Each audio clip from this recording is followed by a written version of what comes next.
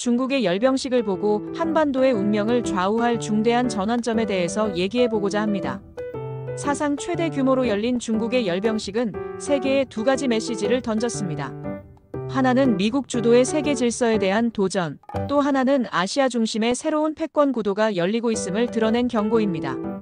이 자리에 선 우리는 이 거대한 충돌의 소용돌이 속에서 결코 방관자가 될 수 없습니다. 우리는 한반도의 평화를 지켜내고 북핵을 단계적으로 감축하여 올해 안에 타결짓는 담대한 결단을 내려야 합니다. 중국 열병식에 대한 우리의 시각을 되짚어 볼 필요가 있습니다. 중국은 둥펑 계열의 중거리 및 대륙간 탄도미사일, 극초음속 무기, 최신형 스텔스 드론을 대대적으로 공개했습니다.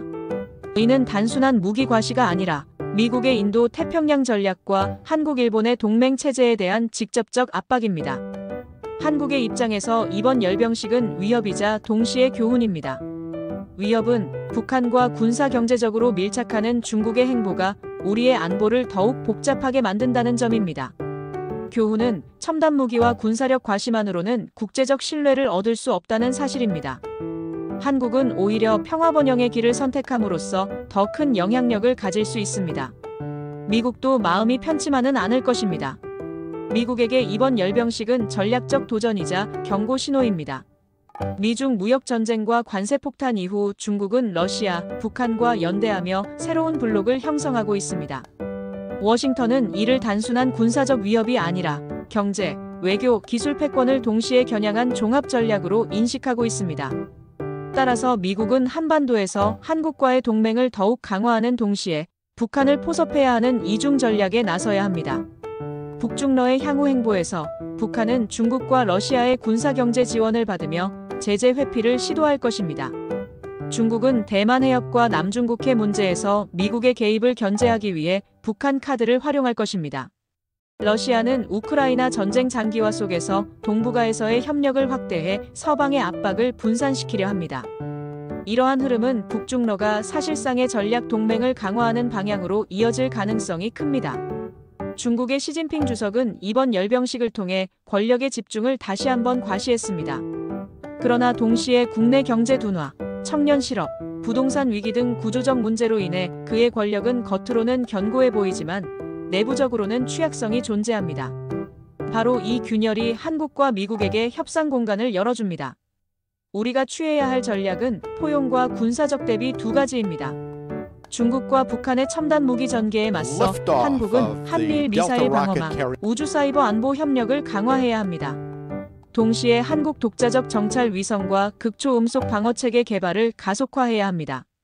북한을 단순히 적대의 대상으로 두지 않고 단계적 핵 감축을 조건으로 경제 제재를 해제하며 국제사회로 끌어내야 합니다.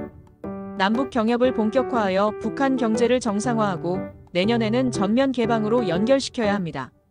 지금이 기회입니다. 그러기 위해서는 북핵 타결은 금년 12월까지 성과를 이끌어내야 하며 북핵을 단계적으로 감축하는 국제적 합의를 이끌어내야 합니다. 그 대가로 북한의 경제 제재를 완화하고 한국과 미국이 함께 포용적 안전 보장을 제공해야 합니다. 그렇게 될 때 북한은 북중러의 일방적 종속이 아니라 다자적 협력 속에서 살아남을 수 있습니다. 남북 경협과 전면 개방이 조속히 필요한데 2026년에는 본격적으로 이루어져야 하며 북한의 경제 회복은 남북한 모두의 이익입니다. 철도와 도로 연결은 물류혁명을 불러올 것입니다. 개성 평양 나선의 산업단지를 조성하면 수십만의 일자리가 창출됩니다. 관광과 문화교류는 한반도를 세계의 관광지로 만들 것입니다. 내년 2026년은 북한 전면 개방의 원년이 되어야 합니다. 변수는 러우 전쟁 종결입니다. 우크라이나 전쟁은 국제 질서를 흔드는 가장 큰 변수입니다. 이를 종결하기 위해서는 미중 공동 중재로 양측이 군사적 확전을 막는 선에서 휴전안을 조율해야 합니다. 문제는 러시아의 양보와 경제적 인센티브인데 러시아가 우크라이나의 영토 욕심을 자제해야 하고 철군 대가로 부분적 제재 완화를 보장받을 수 있어야 합니다. 우크라이나의 중립적 지위 보장, 상당 부분의 자국 영토 포기 각오와 나토 확장 속도 조절 등을 통해 러시아에 대한 양보가 필요합니다. 이러한 다자 협상이 병행될 때 전쟁은 단축되고 동북아 평화에도 긍정적 파급 효과가 미칠 것입니다. 우리는 지금 거대한 지정학적 소용돌이 속에 서 있습니다. 그러나 우리에겐 분명한 길은 존재합니다. 북핵을 올해 안에 단계적으로 감축하고 내년 북한의 전면 개방을 실현하며 한반도를 평화와 번영의 중심지로 만드는 것입니다. 이것은 한국만의 이익이 아니라 미국과 동북아 전체, 나아가 세계 평화를 위한 길입니다. 지금이야말로 정치가 안정되어야 하고 국론을 단합하여 담대한 결단을 내릴 때입니다.